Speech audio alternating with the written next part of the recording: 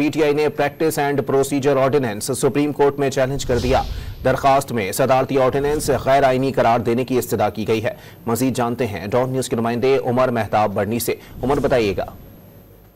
बिल्कुल, तहरीक इंसाफ की जानिब से सुप्रीम कोर्ट में प्रैक्टिस एंड प्रोसीजर तरमीमी ऑर्डिनेंस को चैलेंज किया गया है। बैरिस्टर गौहर अली खान ने सदारती ऑर्डिनेंस के खिलाफ आईनी दरख्वास्त सुप्रीम कोर्ट में दायर की है।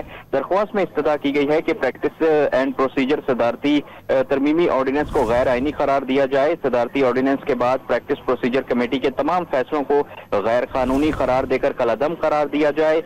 दरख्वास्त में मजीद इस्तदा की गई है कि आईनी दरख्वास्त के जेर इल्तवा होने तक नई तश्कील करदा प्रैक्टिस प्रोसीजर कमेटी को काम से रोक दिया जाए। सदारती ऑर्डिनेंस के खिलाफ दरख्वास्त के जेर समात होने के दौरान पुरानी प्रैक्टिस एंड प्रोसीजर कमेटी को काम करने की इजाजत दी जाए। दरख्वास्त में वफाक, वजारत कानून और सेक्रेटरी सदर मुमलिकत को फरीक बनाया गया है। दरख्वास्त में मौक़िफ़ इख्तियार किया गया है कि आर्जी कानून साजी और गैर वाज़ेह वजूहात तरमीमी ऑर्डिनेंस के हवाले से सवाल पैदा करते हैं। पब्लिक का इंफॉर्मेशन हासिल करने का हक भी इस तरह के तरमीमी ऑर्डिनेंस से मजरू होता है। तरमीमी ऑर्डिनेंस से अदालती इख्तियार और आज़ादी पर असर पड़ेगा। जी, बहुत शुक्रिया उमर।